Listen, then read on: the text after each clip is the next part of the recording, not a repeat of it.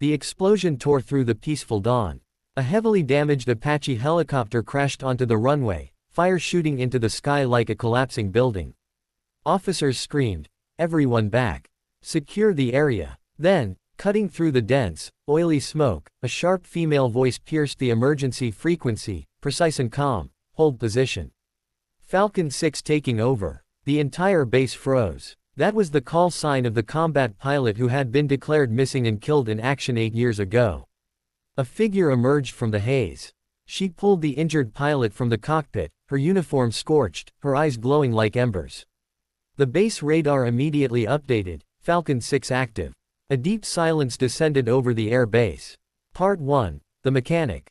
At Spenggelem Air Base in Germany, Elena Voss worked in the echoing, sprawling space of Workshop 17.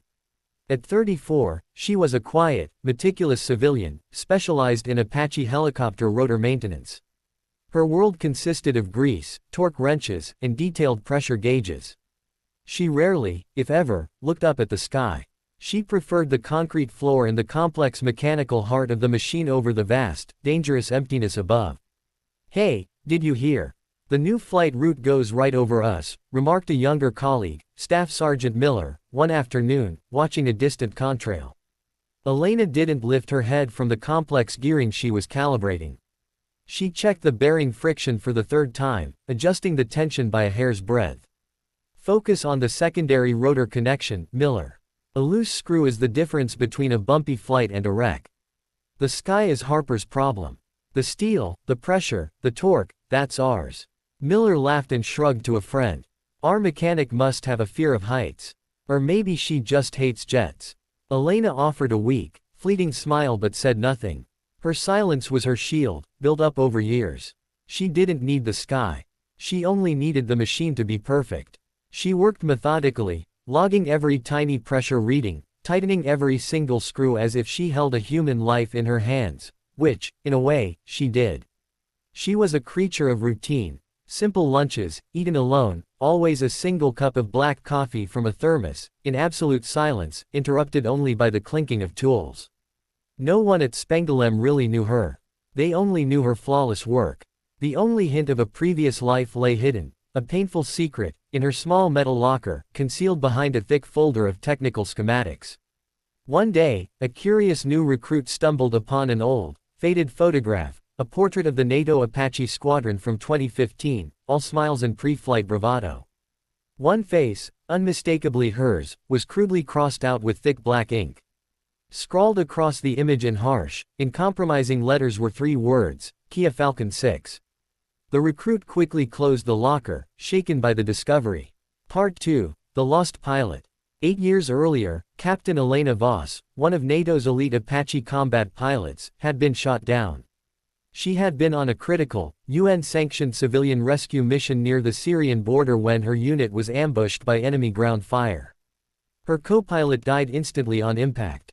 Elena sent a distress signal, but it was cut short, swallowed by a massive, unexpected and violent sandstorm that engulfed the region.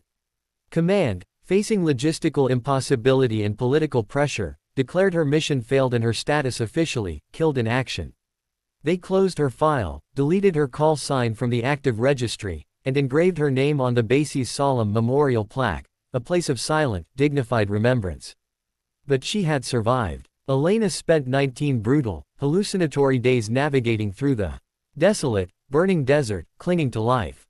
Finally, she was found and rescued by a covert French humanitarian organization, more ghost than human. She bore a jagged, 4-inch scar running from her left shoulder to her ribs, a permanent, painful souvenir of the original crash and her desperate escape. Upon her quiet return to Europe, a brief, muted military investigation was conducted. She quickly recognized the devastating, cynical truth: her superiors had issued an unauthorized high-risk order that led to the failed mission. If her survival were made public, Command's declaration of "killed in action" would have to be officially retracted. This would trigger an immediate high-level investigation that would expose the faulty chain of command, the unauthorized mission, and the subsequent shameful cover-up. Rather than instigate a devastating military scandal that would sacrifice her own dignity for public noise, Elena made a decision for quiet, lasting justice. She chose to disappear into the ranks she once stood above. She assumed the new civilian identity, Elena Voss, and secured a seemingly insignificant position as an aircraft mechanic, right at the air base where her memorial stood. She maintained the Apache fleet she had once flown, treating the powerful, complex aircraft like silent, metallic children of her violent past. She ensured they flew faithfully because she knew what it felt like when they didn't.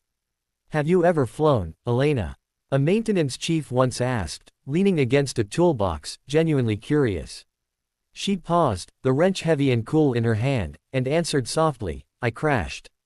That's a different kind of flying. One final, poignant detail was known only to the old gatekeeper, an ancient man named Klaus, who saw everything and said nothing. He told himself in muted tones how Elena, once a month like clockwork, visited the silent military cemetery and always paused before the simple gray stone that bore her own name. She stood there, staring at her identity, paying silent tribute to the soldier she had been forced to become, before quietly returning to the cold, echoing refuge of her workshop. Her life was a constant vigil over her own gravestone. Part 3. The Forbidden Flight. The first Tuesday in January brought paralyzing cold and a sudden, severe radar warning. A rare, powerful electromagnetic storm, a witch's brew of atmospheric disturbances, was set to sweep across western Germany within the next hour. Standard procedure was immediate and non-negotiable: cease all active flight operations, secure aircraft in hardened hangars, prepare for communications failure. Lieutenant Colonel Harper, however, a man with 25 years of flight experience, currently Chief Training Officer, decided to disregard the emergency protocol. He stared at the blinking red alarms on the monitor with aggressive skepticism.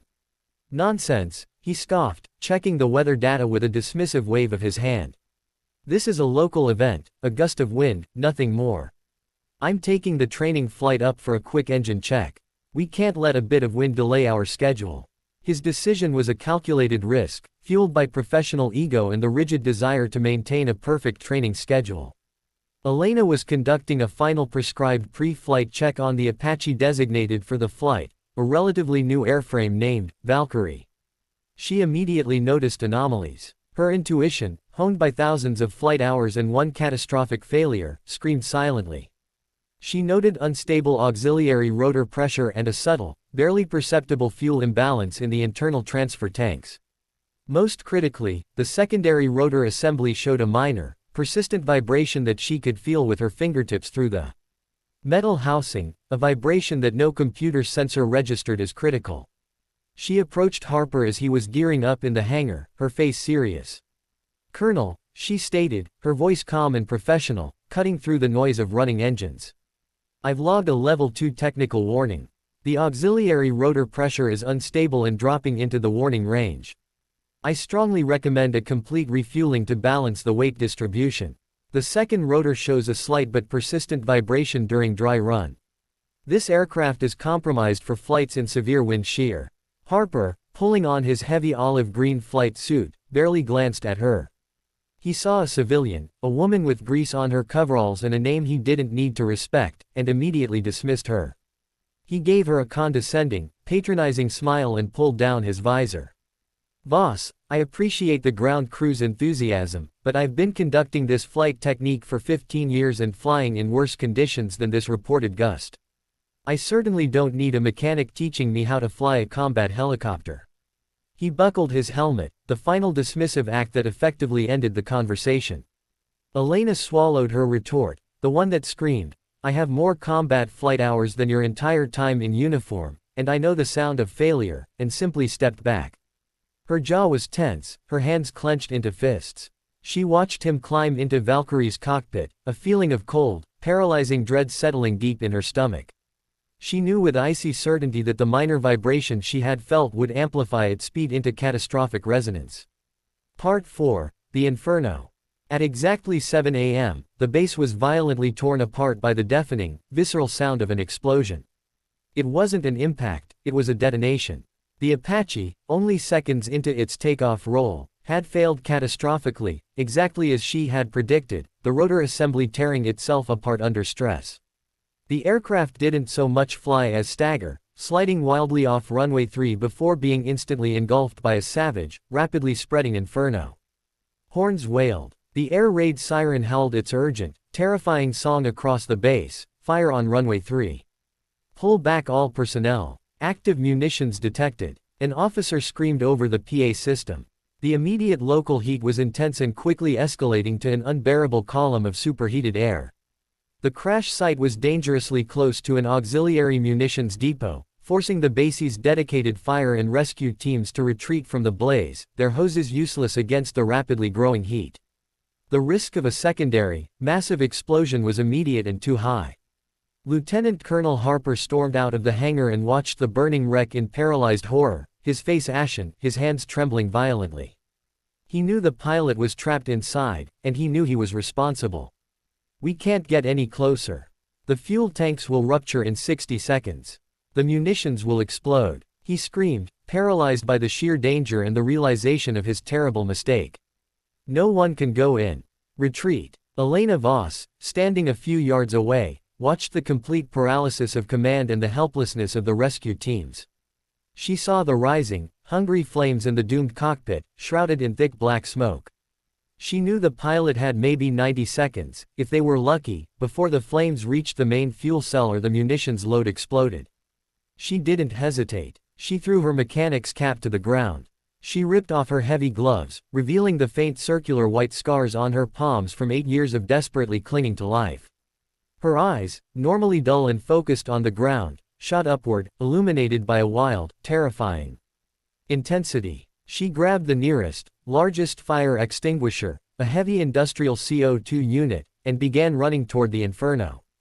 A pair of armed soldiers tried to intercept her, grabbing her arms. "Boss, stop. You're under direct orders to retreat. This is a code red area. Are you insane?" She didn't break stride. She simply rammed her elbow into the first soldier's side with a surge of force they didn't know she possessed, her momentum unstoppable. As she sprinted, she took a small radio unit from a firefighter's belt and switched the emergency communication switch, overriding all current frequencies and protocols. She raised the microphone to her lips, her voice completely free of fear, cutting through the static and deafening sirens like a surgical knife. "Hold position. Falcon-Six taking over." The entire air base, from the barracks to the mess hall, fell into shocking, absolute silence. In the command and control center, the senior radar officer stared at his console and stammered into his headset, "CNC to base, did someone just use Falcon-Six? Who is that? That call sign has been retired for nearly a decade. Who's transmitting?" Lieutenant Colonel Harper, witnessing the impossible, the single figure storming into the heart of the inferno, immediately recognized the rhythm, the pitch, the absolute cold authority in that voice. He froze, a memory flashing in his head, the voice of the woman he had flown with, whom he had mourned and honored in silence for 8 long years. Miles away, 2 F-22 Raptor squadrons were conducting high-altitude intercept maneuvers over the North Sea. Suddenly their heads-up displays, the Air Force's most sensitive classified tactical systems, flashed a new, shocking signal: Falcon-Six active. Priority connection. Status critical. The F-22 pilots immediately broke off their complex formation and pulled their flawless multi-million-dollar jets into tight holding formation. They had no idea what was happening, but a priority connection from a retired legendary call sign meant only one thing: wait for orders. Part 5. The Rescue. Elena reached the wreck. She discharged the heavy extinguisher, creating a brief, suffocating, blinding wall of white gas that temporarily suppressed the oxygen. She used the momentary cover to break through a wall of fire, fighting her way up the red-hot, twisted metal frame of the Apache. The cockpit canopy was jammed and cracked from impact. She used the heavy extinguisher base like a hammer, smashing the plexiglass, reaching into the smoke-filled cavity and forcibly dragging out the unconscious pilot, a young woman who hadn't listened to her. She finally stumbled back from the heat, collapsing on the asphalt just as the main fuel tank ominously hissed and ruptured. The rescued pilot was safe. Elena sat motionless in the smoke, breathing heavily. The intense orange flames of the wreck reflected perfectly in her dark, determined eyes. She had saved the machine's operator, just as she had failed to save her own 8 years ago. Harper, now shaken from his paralysis, rushed to her and pulled her away from the imminent danger. As he helped her up, he saw it clearly, the ugly, unmistakable scar, the map of her violent past, running across her left shoulder. No, he whispered, his voice thick with disbelief and agony, reality hitting him like a physical blow. This can't be. Elena, you're alive. She looked at the man she had just saved, then the man who was now looking at a ghost. She simply answered, her voice hoarse from smoke and exhaustion, but heavy with finality. I never left the sky. I just relocated my command post. Part 6. The Truth. The news spread through the strictly controlled air base like wildfire in a desert wind. Falcon-Six lives. The ghost is real. The immediate aftermath of the crash rescue was less about heroism than military protocol, betrayal, and political damage control. Within the hour, Elena was taken into custody, not as a hero but as a potential threat. She was being investigated for unauthorized use of classified military signal frequencies, breach of duty by a civilian contractor, and failure to report restored military status. Lieutenant Colonel Harper, who had witnessed the entire event and whose pilot she had saved, immediately insisted on being subpoenaed as the primary witness. He knew this sealed his own fate, but he didn't care. The emergency board convened in a secured, isolated conference room, a long table full of high-ranking officers and generals, their faces marked by shock, confusion, and fear. At the head sat General Thompson, the same commander who had signed her death certificate 8 years ago, now sweating under intense scrutiny. Thompson, his voice slightly trembling, looked directly at the woman sitting calmly before him, the woman whose ghost haunted his files and threatened his retirement. Captain Voss, he began, deliberately ignoring her civilian designation, let's skip the drama. Who exactly gave you the authority to transmit a military call sign, a retired, classified call sign, and issue orders over the emergency frequency that stopped 2 flights of F-22s? This is treasonous behavior. Elena looked back, her posture straight, her gaze steady, completely unimpressed by the starched uniforms and polished insignia. No one, General. There was a burning aircraft, ground personnel had retreated, and a pilot was trapped. I saved a life. I used the fastest, most effective way to clear the frequency and command the area, which was quite simply my former call sign. A young, hawk-like staff officer, obviously Thompson's protégé, snorted dismissively. A mere civilian mechanic issuing direct orders to a base commander and actually stopping a multi-million-dollar F-22 maneuver. What audacity! What kind of security breach are we talking about here? This woman is a clear and present risk. Harper, who had remained silent, watching the calculated aggression and obvious cover-up strategy of the board, suddenly slammed his fist on the polished wooden table. The sharp cracking sound broke through the tension and silenced the room. She's not a mechanic, Harper declared, his voice trembling not with fear but with righteous anger and conviction. She's Falcon-Six, Captain Elena Voss, the pilot who saved me from certain death in Syrian hell 8 years ago. He recounted the day, describing in detail how her crippled Apache drew fire from his own struggling jet, giving him the precious seconds he needed to escape before she was overwhelmed. The room fell into an icy, stunned, deep silence. Every officer looked at Thompson. Elena reached into the inner pocket of her borrowed, slightly singed flight jacket. She slowly, deliberately placed a small, heavily protected military black box on the table. It was a personal, tamper-proof recording device, the most valuable and painful piece of evidence she had carried with her for 8 years, hidden in her workshop locker. I didn't come back to cause trouble, General, Elena stated, her voice clear, precise, and free of emotion. I came back to live quietly, do my work, and forget. But if you want to question my authority, then we'll finally question yours. She pressed play. The tiny box filled the conference room with static and then a terrifyingly clear, cold voice, the unmistakable voice of General Thompson, 8 years younger, panicked, frantic, issuing a direct recorded order. Falcon-Six, retreat. I repeat, abandon the civilian rescue zone.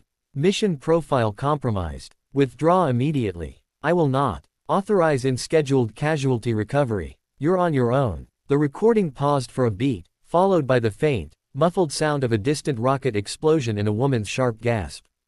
Thompson's voice returned, strained, breaking with fear and determination. Falcon-Six is gone. Mark her as killed in action. We lose one pilot, not my entire career. This conversation never happened. The truth, ugly, raw, and completely undeniable, hung in the air like poison. Elena hadn't just suffered a shootdown. She had been betrayed. She had been abandoned, left to die because her superior feared reporting an unscheduled casualty during a UN-sanctioned humanitarian attempt to save his own stars and retirement package. He had declared her dead, closed the investigation, and buried her name in the archives. Elena looked General Thompson directly in his suddenly empty, defeated eyes. "I died on paper, General. But I refused to shirk my duty, and I refused to let your fear kill another pilot today." General Thompson, all authority and pretense flowing out of him, sank back in his chair, his career collapsing in a silent cascade of restored digital evidence. Harper stared at the general, his throat constricting with a mixture of disgust and deep sorrow. "We killed a person twice," he choked out, his voice thick with accusation, reflecting the betrayal. "The first time was with a missile. The second time was with a pen and a lie. The two turns of fate and corruption, the initial abandonment and the subsequent rescue that exposed the cover-up, were now fully, irrevocably revealed." Part 7. Justice. Thompson made a desperate, panicked attempt to seize the small recording device, lunging across the table. But Harper was faster. Before the board could regain control of the narrative or suppress the evidence,